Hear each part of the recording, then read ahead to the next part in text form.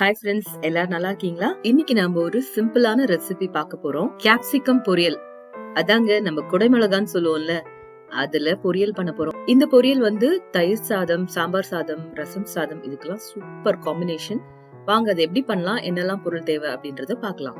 First அடுப்புல கடாய் வச்சுக்கிட்டு 1 table spoon எண்ணெய் ஊத்திக்கிறேன். இது கொஞ்சம் எண்ணெய் ஜாஸ்தி தான் ஆகும். ஒண்ணுங்கிறது ஒரு 1.5 டேபிள் ஸ்பூன் வரைக்கும் கூட எடுத்துக்கலாம். எண்ணெய் கம்மியா போட்டு பண்ணணும் அப்படின்னா இந்த பொரியல் அவ்வளவு டேஸ்டா வராது. சோ அதனால அது மாத்திரம் கொஞ்சம் பாத்துக்கோங்க. எண்ணெய் சூடான உடனே கொஞ்சமா கடுகு போட்டு தாளிச்சுக்கிறேன். இப்ப கடுகு நல்லா பொரிஞ்சிருச்சு. இதுல பெரிய வெங்காயம் 2 கட் பண்ணது, அதுவும் கொஞ்சம் கருவேப்பிலையும் போட்டு நல்லா வதக்கணும்.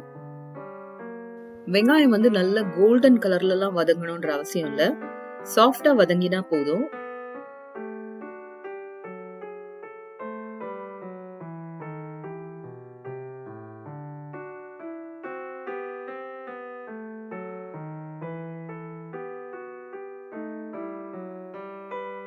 அடுத்தது இதுல 1 டீஸ்பூன் இஞ்சி பூண்டு பேஸ்ட் ஆட் பண்றேன்.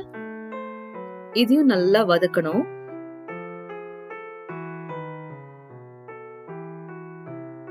இது அடியில பிடிக்காம நல்லா வதக்கி விட்டுட்டே இருக்கணும்.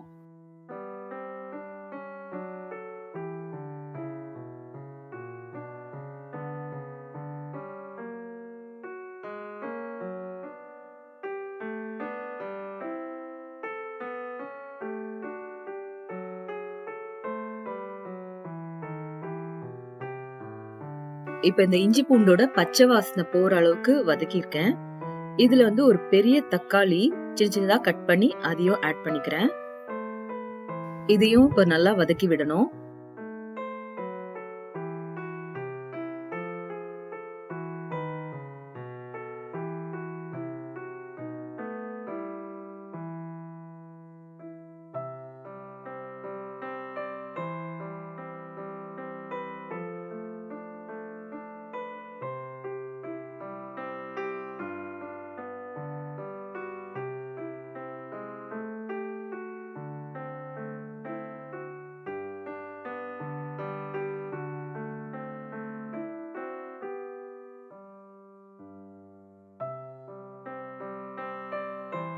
இப்ப இதுல தேவைக்கேத்த மாதிரி உப்பு போட்டுக்கலாம். முதல்ல கொஞ்சமா போடுங்க, பார்த்துட்டு பத்தலைன்னா அப்புறம் ஆட் பண்ணிக்கலாம். அடுத்தது 1/4 டீஸ்பூன் மஞ்சத்தூள் போடுறேன். அடுத்தது 1 டீஸ்பூன் மிளகாத்தூள். அடுத்தது இல்ல கொஞ்சம் சாம்பார் பொடியும் சேர்த்துக்கிறேன், 1 டீஸ்பூன் போல. இது எதுக்கு அப்படின்னா இந்த கறிக்கு நல்ல ஒரு டேஸ்ட் கொடுக்கும், அதுக்காக தான். இது நீங்க வீட்டுல பொடிச்சு வச்ச சாம்பார் பொடியா இருந்தாலும் ஓகே, இல்ல கடையில இருந்து வாங்குற எந்த பிராண்டா இருந்தாலும் ஓகே. அடுத்தது மல்லித்தூள் ஒரு 1/4 டீஸ்பூன். இந்த பொடியெல்லாம் போடும்போது நான் அடுப்ப சிம்ல தான் வச்சிருந்தேன், ஏன்னா கரிஞ்சிடக்கூடாது இல்லையா. சோ இப்ப இத நல்லா வதக்கி விட்டுக்கலாம். இதோட பச்சை ஸ்மெல் எல்லாம் கொஞ்சம் போகணும், அதோட தக்காளியும் கொஞ்சம் சாஃப்ட் ஆகணும்.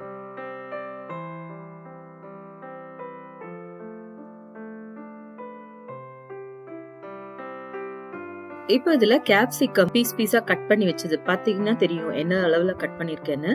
ரொம்ப பொடியா கட் பண்ண வேண்டாம், ஏன்னா அது அப்படியே குழஞ்சு போயிடும். சோ இது ஒரு 4 பெரிய கேப்சிகம் நான் இந்த மாதிரி கட் பண்ணி வச்சிருக்கேன், அதையும் சேர்த்துக்கிறேன். இப்ப இந்த கேப்சிகம்ல அந்த மசாலா எல்லாம் சேர்ந்து வர மாதிரி நல்லா வதக்கி விட்டுக்கலாம்.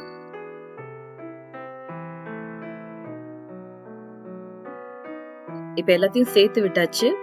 ஒரு மூடி போட்டு அடுப்ப கொஞ்சம் மீடியம் ஃப்ளேம்ல வச்சு இந்த கேப்சிகம் வேகிற வரைக்கும் விடலாம்.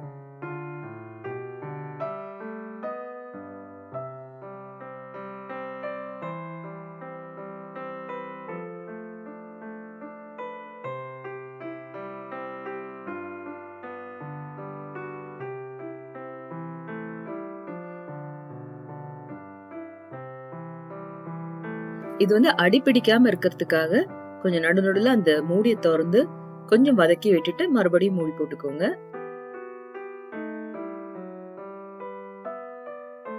கேப்சிகம் கரெக்டா வெந்திருக்கணும், அதே சமயம் குழையவும் கூடாது. அதுதான் கரெக்டான பதம் அதுக்கு இறக்கிறதுக்கு. இப்ப பாத்தீங்கன்னா அது கரெக்டா வெந்திருக்கு, நல்லா சேர்ந்து வந்திருக்கு மசாலாவோட. உப்பு காரம் எல்லாம் கரெக்டா இருக்கு. சோ இப்போ இதை ஆஃப் பண்ணிடலாம். பாத்தீங்களா, இது எவ்வளவு ஈஸியா முடிஞ்சிருச்சு. ஸ்கூலுக்கு ஆபீஸ்க்கு எல்லாம் லஞ்ச் கொடுத்து அனுப்புறதுக்கு இது ஒரு நல்ல சைட் டிஷ்ஷா இருக்கும். செய்யறதுமே ரொம்ப சுலபமா தான் இருந்தது இல்லையா? இது நீங்க செஞ்சு பார்த்துட்டு எப்படி இருந்ததுன்னு எனக்கு கமெண்ட் சொல்லுங்க. இந்த வீடியோ உங்களுக்கு பிடிச்சிருந்ததுன்னா லைக் பண்ணுங்க, ஷேர் பண்ணுங்க. இன்னும் கூட யாராவது சப்ஸ்கிரைப் பண்ணாம இருந்தீங்கன்னா ப்ளீஸ் சப்ஸ்கிரைப் பண்ணுங்க. நம்ம அடுத்த வீடியோல சந்திக்கலாம். Bye bye.